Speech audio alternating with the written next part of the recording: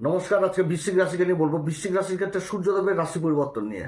সূর্যদেব তো বৃশ্চিক রাশির ক্ষেত্রে কর্মের ঘরের অধিপতি। কর্মের ঘরটা হচ্ছে সূর্যদেবের ঘর, সিংহ রাশি। এবার সূর্যদেব উচ্চ অবস্থায় ষষ্ঠ ঘরে অবস্থান করবে, মেষ রাশিতে। মেষ রাশিতে উচ্চ হয়ে যায়।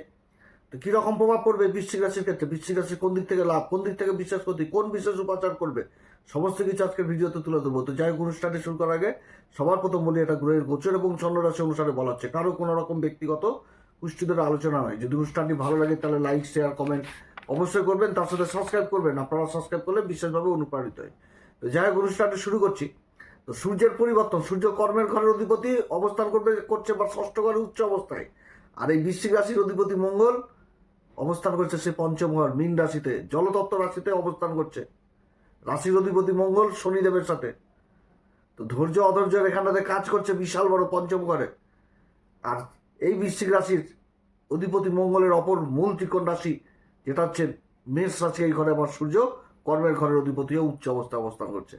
অর্থাৎ এই অবস্থান এই বৃশ্চিক রাশির ক্ষেত্রে আমি ভিডিও শুরুতে সবার প্রথম বলে যাচ্ছি, যদি ধৈর্য ধরে না কাজ করে তাহলে অনেক দিক থেকে প্রবলেম তৈরি হয়ে যাবে, সমস্যার সম্মুখীন হবে।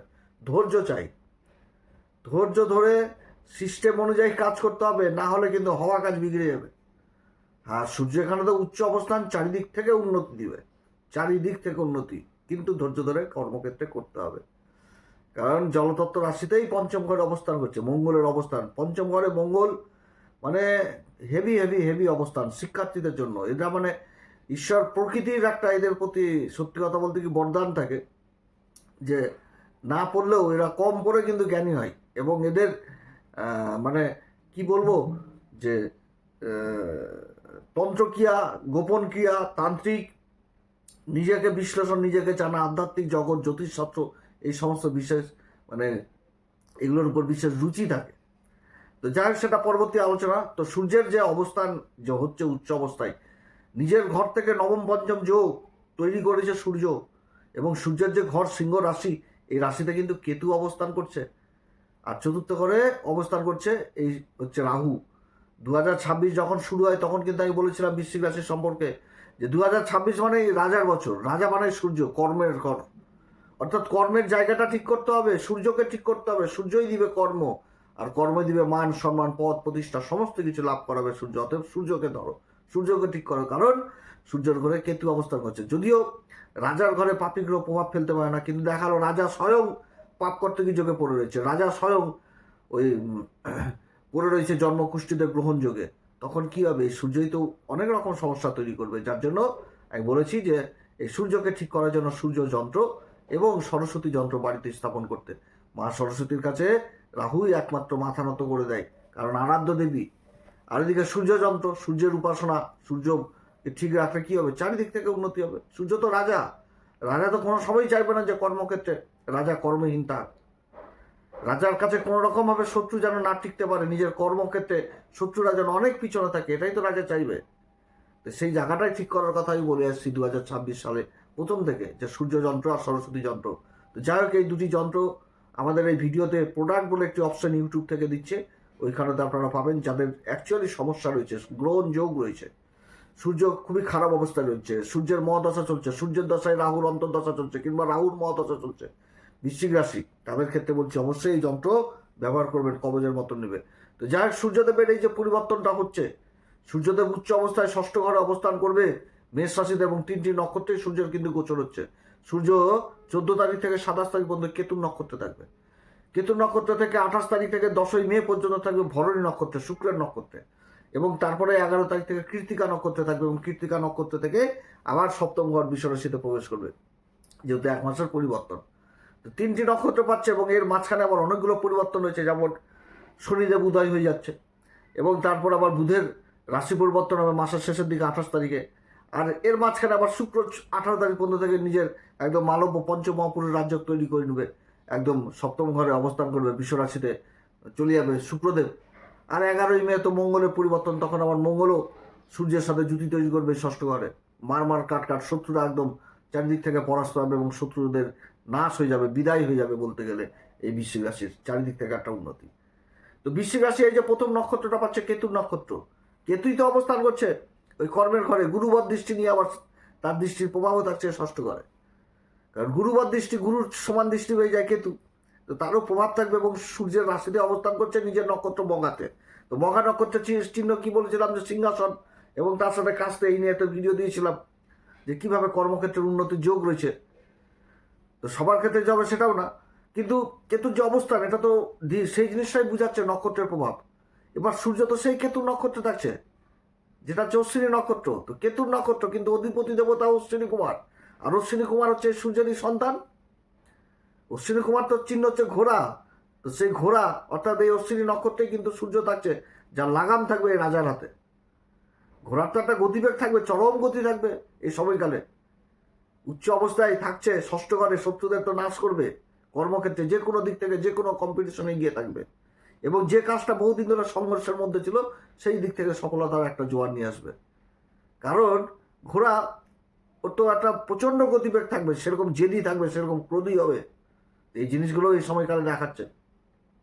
কিন্তু বৃশ্চিক রাশির ক্ষেত্রে যে দেবগুরু বৃহস্পতির অবস্থান এবং শনির অবস্থান, শনি তো পঞ্চম ঘরে অবস্থান করছে, মঙ্গলের সাথে জুতি এবং বুধের সাথে জুতি রয়েছে, আর এদিকে তো শুক্রের সাথে জুতি রয়েছে সূর্যের, আর অষ্টম ঘরে দেবগুরু বৃহস্পতির অবস্থান, হেভি অবস্থান। দেবগুরু বৃহস্পতি আর শনি কি বুঝাচ্ছে এই সময়কালে?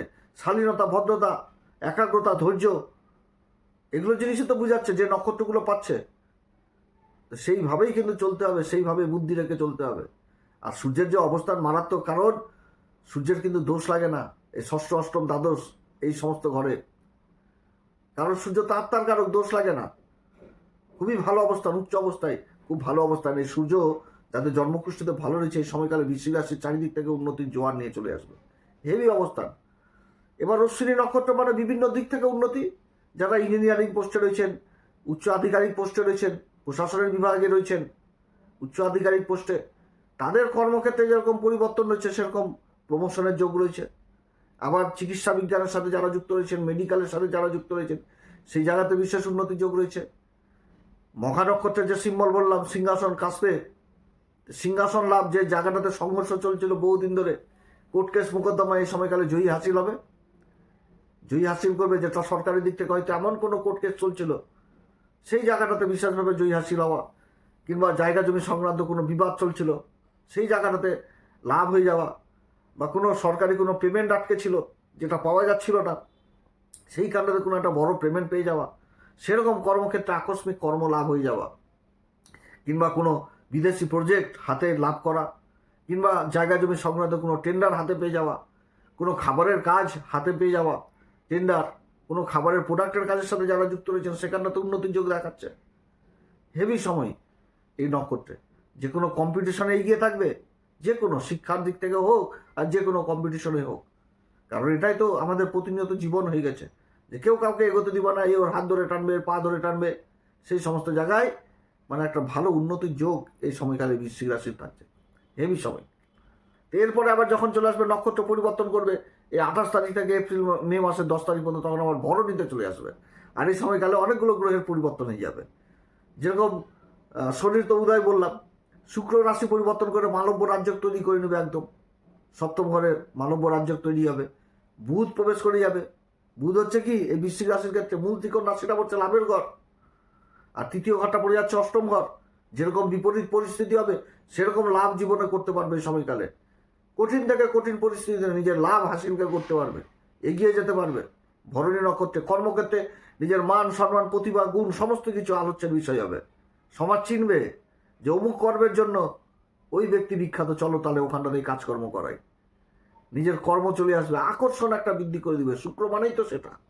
আর বসছে কোথায় যে শুক্র, মালব্য নামক পঞ্চমহাপুরুষ রাজ্য কোথায় করছে, সপ্তম ঘরে যে তৈরি করে দিচ্ছে। রোজগারের ইনকাম বিশেষভাবে ইম্প্যাক্টেড হবে। যারা ব্যবসা বাণিজ্য করছেন তাদের জন্য শ্রেষ্ঠ থেকে শ্রেষ্ঠ সময় হয়ে যাবে।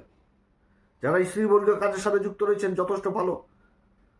যারা সুতির কাপড়ের ব্যবসা, রেডিমেড গার্মেন্ট, ফ্যাশন ডিজাইনার, সাজগোজ, এই সমস্ত কাজের সাথে যারা যুক্ত রয়েছেন যথেষ্ট ভালো সময় এই সময়কাল হতে যাচ্ছে। এই ভরণী নক্ষত্রে বিশেষ আকর্ষণ। ভরণী নক্ষত্র মানে বিশেষ আকর্ষণ। এবং এই নক্ষত্রের অধিপতি শুক্রদেব, কিন্তু অধিপতি দেবতাকে যমও তো এই সূর্যেরই সন্তান। তো খুব ভালো অবস্থান হতে যাচ্ছে, অবস্থান হেভি অবস্থান। কর্মক্ষেত্রের চারিদিক থেকে মান, সম্মান, বিজয়ের প্রতীক এই বৃশ্চিক রাশির। তারপর আবার যখন নক্ষত্র পরিবর্তন করবে, কৃত্তিকাতে ঢুকে যাবে, রাজা স্বয়ং নিজের নক্ষত্রে অবস্থান করবে। তো গ্রহ যখন নিজের নক্ষত্রে উচ্চ অবস্থায় থাকে, তো এরপর আর কি রাজা আগেই তো বললাম যে 3, 6, 8, 12 ঘরে রাজা অবস্থান করে এর কোনো দোষই লাগে না, কারণ আত্মা তো রাজা কোনো সময় কি পরাজয় হয়?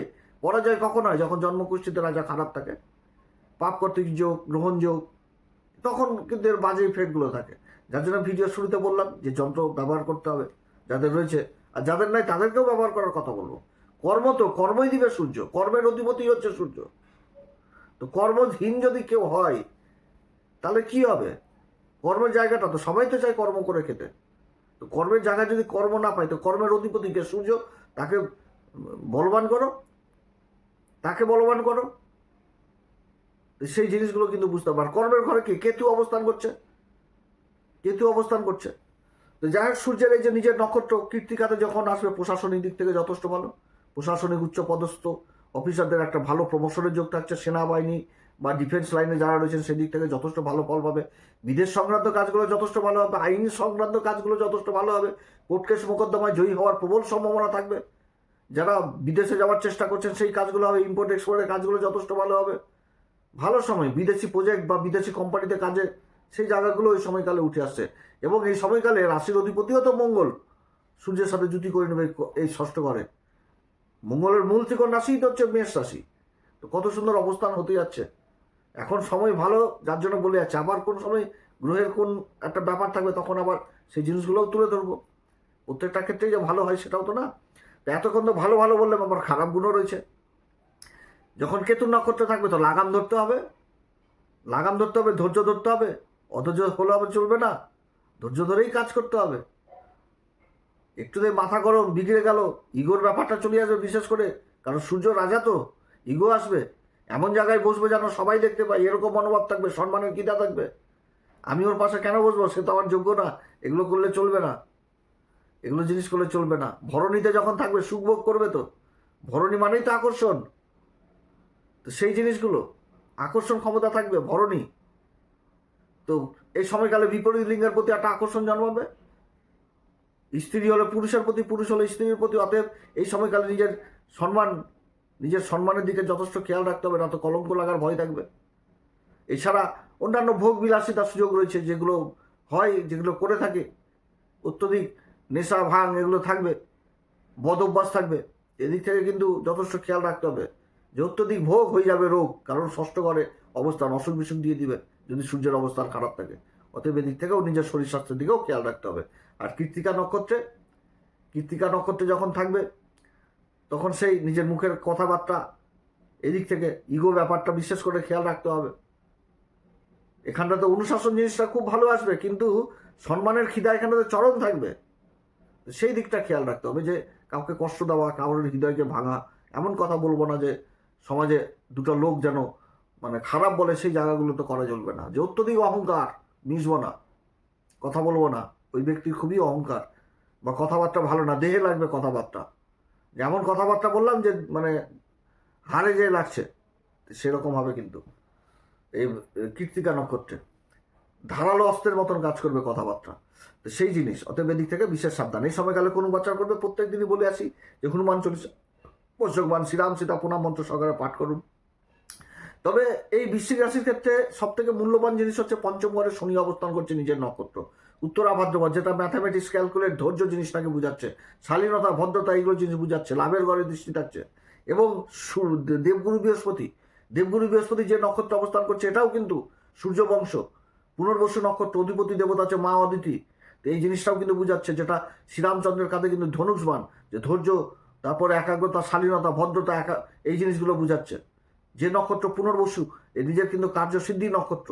অতএব ধৈর্য ধরেই কিন্তু শালীনতা সাথেই কাজ করতে হবে। বয়োজ্যেষ্ঠ লোককে সম্মান দিতে হবে। যে কাজগুলো নিজের পারছি না, যেখানটাতে কোনো জ্ঞানের প্রয়োজন রয়েছে, সেইখানটাতে অবশ্যই জ্ঞান নেওয়ার প্রয়োজন রয়েছে। যে মাতব্বরি করেই নিজে কাজ করে নিলাম, জানি না বুঝি না, তাহলে কিন্তু আবার লসের মুখই দেখতে হবে।